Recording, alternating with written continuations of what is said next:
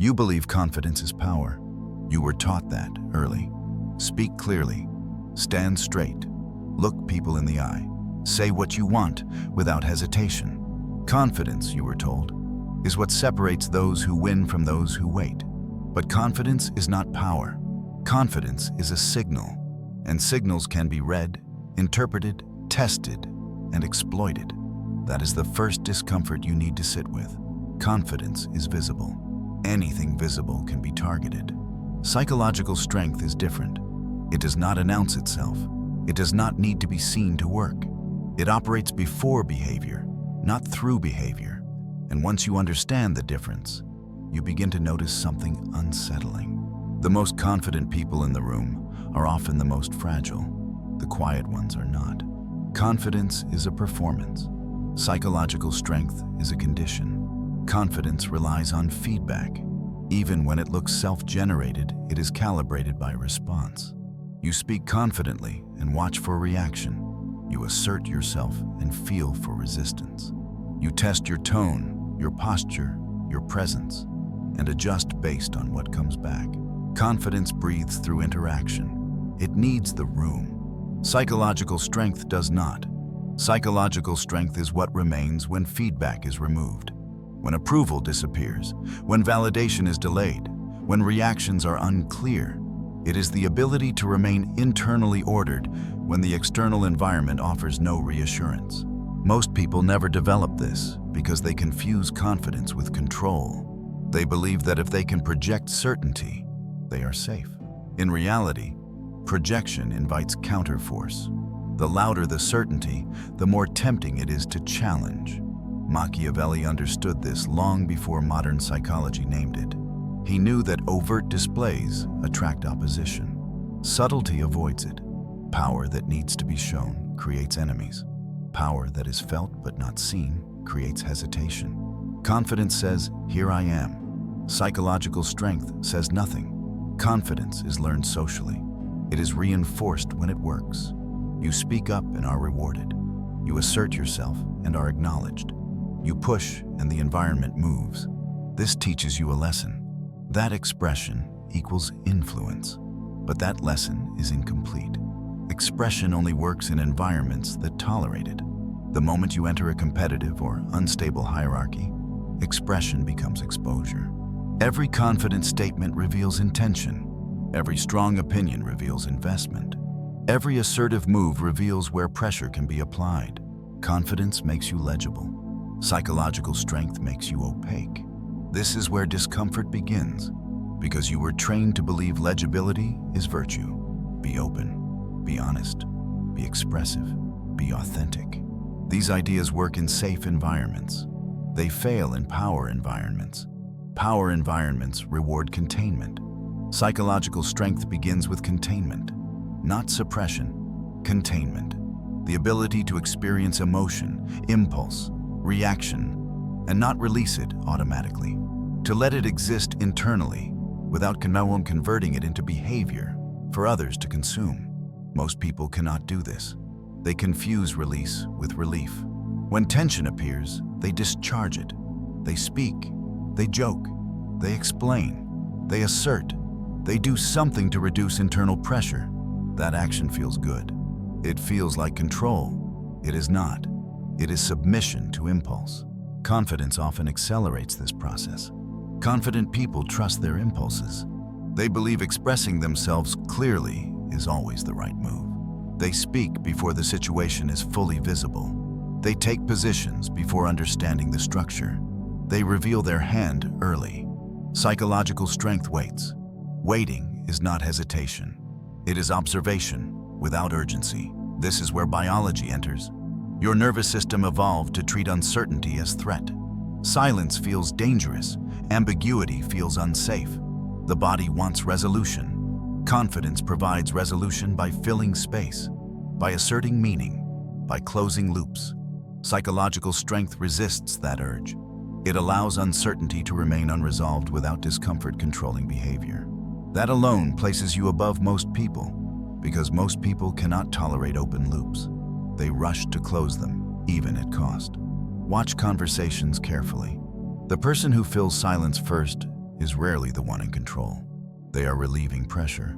The person who lets silence sit is collecting information. Confidence fills, strength holds. Socially, confidence is rewarded early.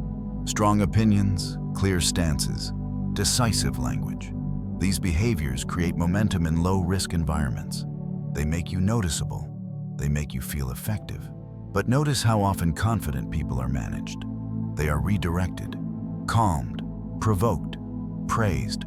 All of these are forms of influence. The confident person reacts to them because they are still interacting at the surface level. Psychological strength operates below that surface. It does not react to praise or provocation immediately.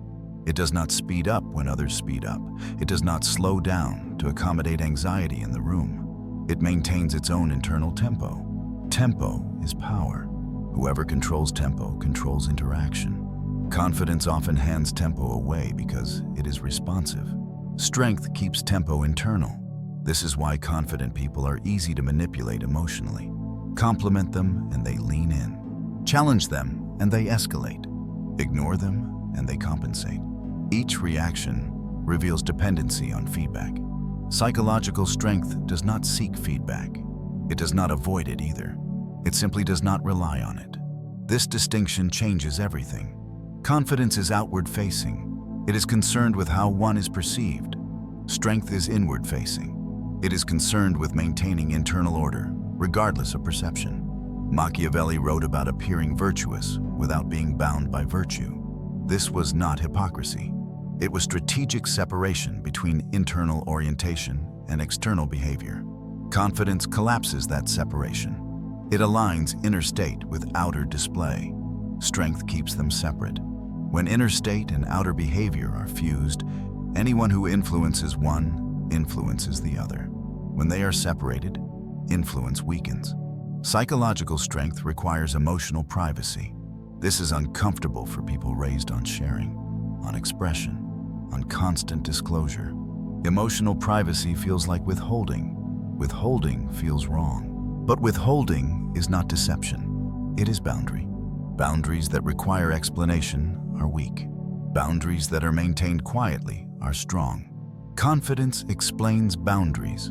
Strength enforces them without words. Consider conflict. The confident person meets conflict head-on. They assert, they defend, they clarify, they push back. This can work, but it escalates the interaction. Escalation creates records. Records create leverage. The strong person de-escalates by not entering the frame at all. They do not accept the premise of the conflict. They slow the exchange. They respond minimally. They let the other person carry the emotional weight. Emotion wants movement. When it finds none, it collapses inward.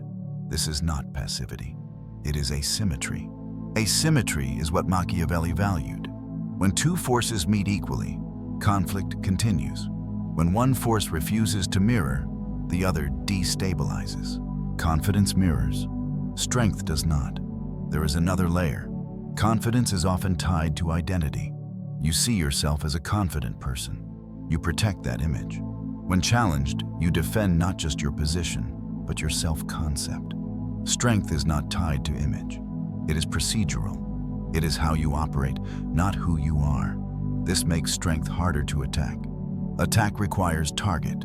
Identity provides target. Procedure does not. When someone questions a confident person, they feel questioned. When someone questions a strong person, they feel evaluated. Evaluation does not trigger the same defensiveness. Defensiveness is expensive. Machiavelli observed that men who feel attacked act irrationally. Confidence increases the chance of feeling attacked because the self is involved. Strength reduces it by keeping the self out of the exchange. This is why confident people often talk too much under pressure. They are trying to restore self-image. They justify, they argue, they prove. Strength says less. Silence is not absence, it is space. Space forces others to reveal themselves. They fill it with assumptions, projections, escalations. Each reveals motive. The confident person interrupts this process by responding too quickly. Psychological strength lets it unfold. Confidence wants to be understood. Strength does not require understanding. Understanding is a form of access. When others understand you fully, they can predict you. Predictability is vulnerability. Strength allows misinterpretation to exist. This is deeply uncomfortable because you were taught to correct misunderstandings, to clarify intent, to protect your reputation. Reputation management is a confidence behavior. It assumes perception controls outcome. Strength understands that outcomes shape perception, not the other way around. This is where time enters. Confidence seeks immediate alignment. Strength is patient. Confidence can evaporate under pressure. Strength does not. It adapts. Adaptation is not visible. It is internal recalibration. This is why strength is often mistaken for indifference. Indifference is disengagement. Strength is engagement without leakage. Leakage is what drains power. Every emotional leak is a data point for others. Every reaction teaches them how to interact with you. Confidence leaks constantly. Strength leaks nothing unnecessary. Over time, this creates a shift in how others treat you. They slow down, they test less, they become more deliberate, not because they respect you emotionally, but because they cannot read you easily. Unreadability increases cost. High-cost interactions are treated carefully. This is the quiet reorganization of power. You did not assert dominance. You removed predictability. Predictability is the currency of control. Most people give it away freely through confidence. They speak when silence would protect them. They react when waiting would reveal more. They assert when containment would end the exchange. Psychological strength reverses this pattern. It chooses response instead of reaction. Reaction is immediate and emotional. Response is delayed and deliberate. Confidence reacts proudly. Strength responds sparingly. This is not about being cold. Coldness is emotional withdrawal. Strength is emotional regulation. Cold people avoid feeling. Strong people feel fully and act selectively. This distinction matters because suppression eventually breaks. Regulation does not. Machiavelli warned against appearing weak, but he also warned against appearing overly strong. Both attract opposition. Strength avoids both appearances by not centering appearance at all. It centers outcome, what needs to happen, what does not. Confidence often focuses on how things look. Strength focuses on how things move. Movement matters more than image. Image can be manipulated. Movement is harder to fake. As this understanding settles, something changes internally. You stop seeking moments to assert yourself. You stop needing to be right publicly. You stop correcting every slight. Not because you became passive, because you became strategic. Strategy is patience with intent. Intent without patience is impulse. Impulse is exploitable. This is why confidence culture produces burnout. Constant expression, constant assertion, constant engagement. The nervous system never rests. Strength conserves energy by acting only when action shifts structure. Everything else is noise. At the end of this, you do not feel more confident. Confidence feels small now, thin, like surface armor. You feel heavier, quieter. Your reactions slow. Your need to be understood fades. Your interest in managing impressions dissolves. Not because you do not care, because you no longer need to. That is psychological strength. It does not announce itself. It does not rush. It does not correct. It simply remains unmoved by what once controlled you. That stillness is where the final separation happens. Not between you and others, but between you and the version of yourself that needed to be seen reacting. Up until now, confidence felt like identity. It felt like proof that you existed with force. Without it, there is a moment of emptiness, a quiet where nothing rushes in to replace what you removed. Most people panic here. They mistake the absence of internal noise for loss. They think something essential has gone missing. The need to assert, the need to respond, the need to feel sharp and alive through friction. But nothing is missing. What disappeared was dependency. Confidence was never strength. It was stimulation. It kept the nervous system active, engaged, fed by reaction. Every look, every challenge, every response created movement. Movement created sensation. Sensation was confused for power. Psychological strength does not stimulate.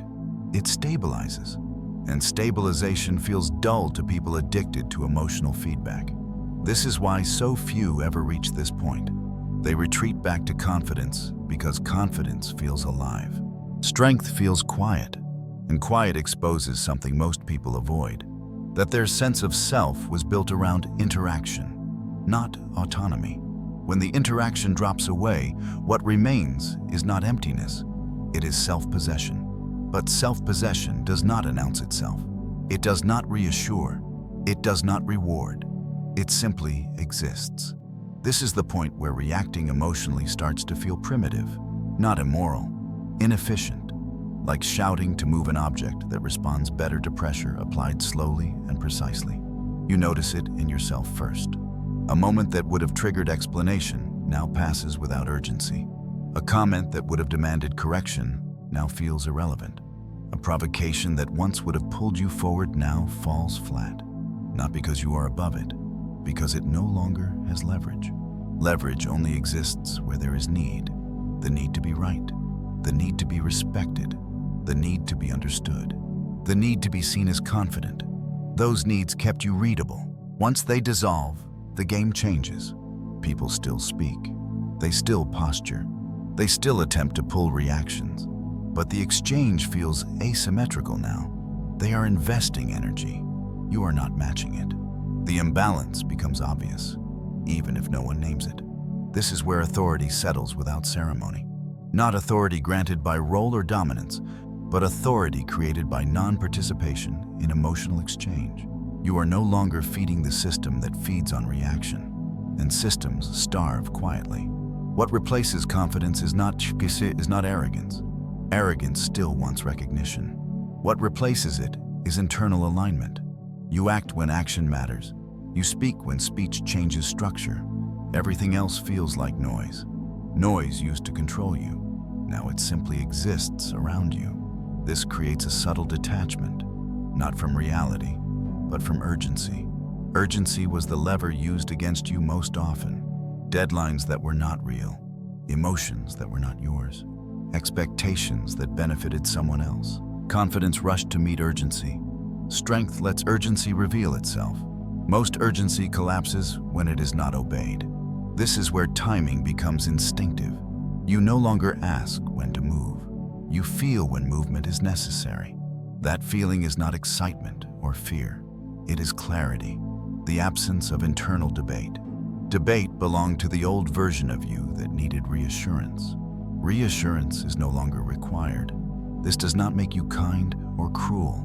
It makes you precise. Precision is the real marker of psychological strength. You stop overcorrecting. You stop underreacting. You stop swinging between extremes. Your responses narrow.